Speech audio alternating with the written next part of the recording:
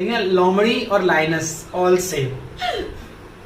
ऐसी क्यों लक्कड़ बग्गा ही चुप रहो।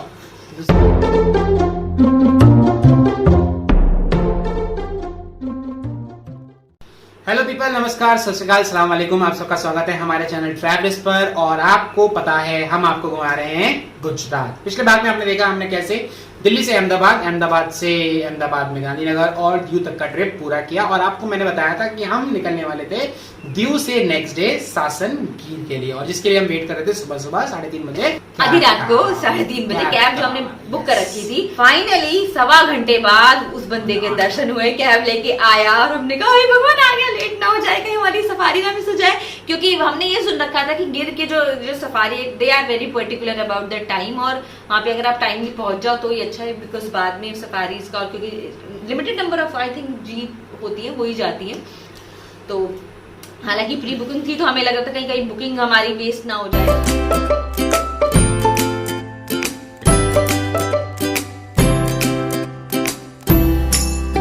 जब गिर के बारे में मैं आपको बताता हूँ, गिर नेशनल पार्क दुनिया में इकलौती ऐसी जगह है जहाँ एशियाटिक लाइन का प्राकृतिक आवास है, the only natural habitat of Asiatic lion.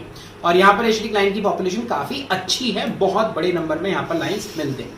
अब यहाँ के लिए मैं आपको बता दूं, यहाँ पर आप ऑन स्पॉट बुकिंग नहीं कर सकते हैं। यहाँ की बुकिंग आपको कई टाइम पहले करवा लेनी होती है, क्योंकि यहाँ पर स्लॉट होते हैं, जैसे कि नेहा ने बताया, और काफी कम स्लॉट हैं कंजर्वेशन को ध्यान में रखते हुए।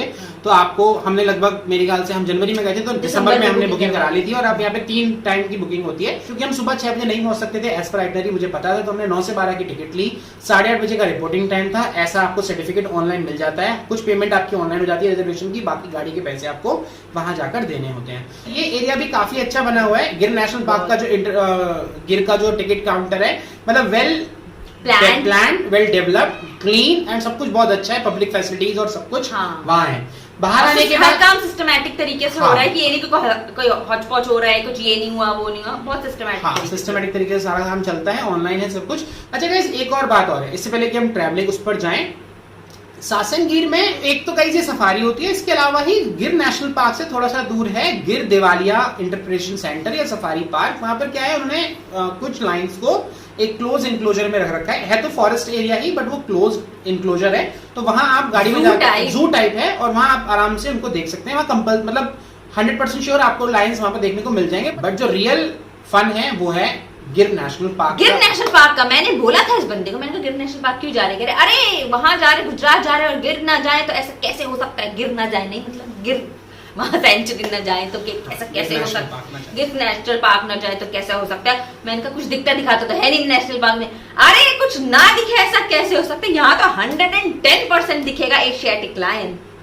ऐसा इस बंदे ने मुझे कहा और लेके गया, और दिखा भी लोगों को। जो हमारे आगे वाली जो जीप थी उनको दिखा, और वो ऐसे थे, यार सेल्फिश क्यों हो जाते हैं लोग, ऐसे टर्न पे थे ना, वो टर्न पे ही लायन था, उन्होंने अपनी जीप वहीं रोक दी और वो देखते रहे, वो फोटो खींचते रहे। और हमारी जीप आगे नहीं जा सकती क्योंकि वो एकदम टर्न पे थे। उन्होंने फोटो खींची, और जब तक वो झाड़ियों में अंदर नहीं चला गया लायन, और फिर वो हमें फोटो दिखा रहे, देखो देखो हमने खींची। गुस्सा तो इतना आया ना, मन करता था,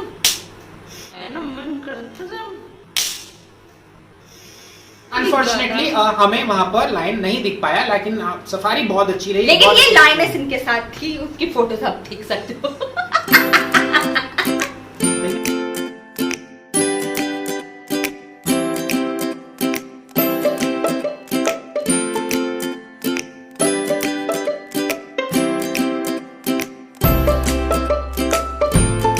12 सिंगे देखे, कुछ हिरन देखे, कुछ और धूल भाग के आ गए।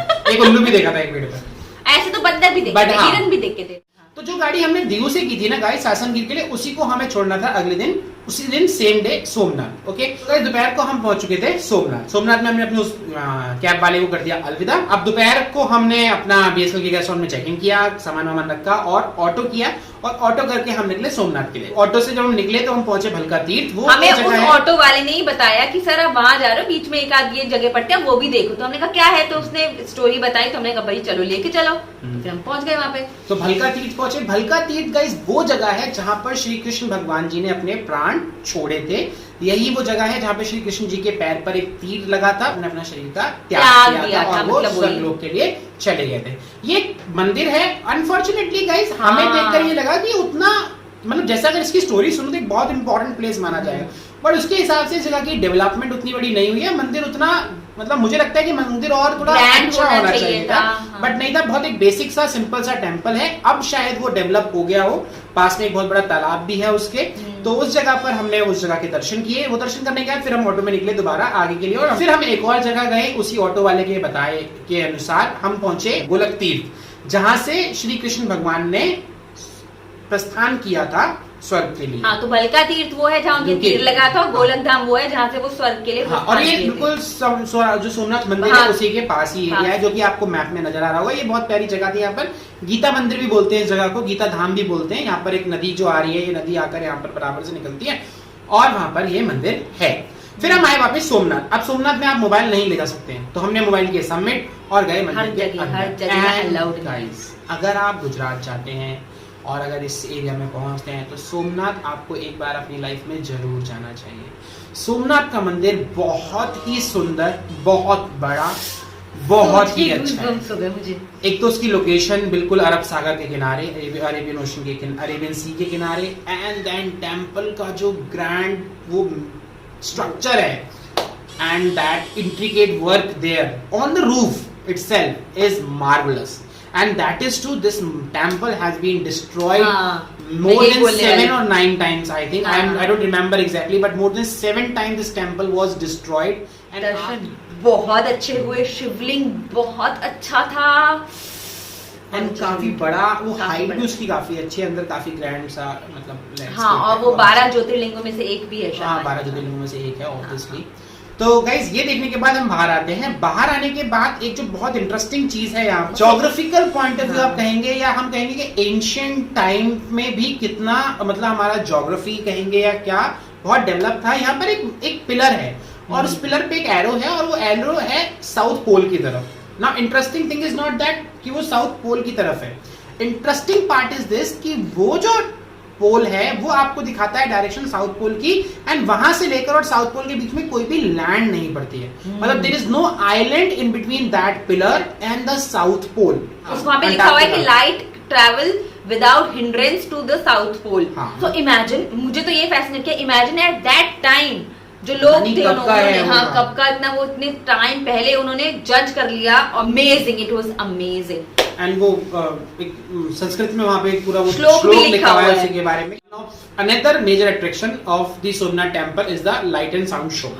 Now that is a must thing to do in Somnath. आप इवनिंग में सोमनाथ टेम्पल अगर विजिट करते हो और नहीं भी करते हैं तो शाम तक रुकिए और इस लाइट एंड साउंड शो को जरूर सुनिए। श्री अमिताभ बच्चन की आवाज में हिंदी में ये लाइट एंड साउंड शो आपको सोमनाथ की पूरी हिस्ट्री तब से लेकर और प्रेजेंट तक बताता है, और आपके ज्ञान चक्षु खुले के खुले रह जाएंगे। और पीछे अरब सागर की आवाज, लहरें, हवा। सो प्लीज जब आप जनवरी में जाए ना तो कैरी अ फ्लीस जैकेट और स्टोल विद यू, वरना ठंड में कुकड़ी जम जाएगी। हम लोग तो बैठे ठंड में, लेकिन अब अमिताभ बच्चन की आवाज, बट वो इनिशियली ठंड लग रही थी मैडम, बाद में जब पब्लिक भर गई थी तो फिर दैट वाज नॉर्मल। हम सबसे पीछे बैठे हुए थे, हमारे पीछे कोई पब्लिक नहीं थी, पीछे सीधी हवा आ रही थी। और जो ये जो शो होता है ना, ये टेम्पल का जो स्ट्रक्चर है उसी पे होता है, और बहुत अच्छा होता है, तो डोंट मिस इट। अगर आप सोमनाथ में हैं, don't even try to miss that. 7 बजे होता है, शाम को होता है, इंग्लिश और हिंदी दोनों लैंग्वेज में होता है। तो वो देखने के बाद यहाँ हमारी खूबसूरत यादों के साथ और बहुत सारा ज्ञान, मैं आपको यहाँ पर वीडियो में ज्ञान नहीं देना चाहूंगा कि आप वहां जाइए और अपने आप उसको एक्सपीरियंस कीजिए।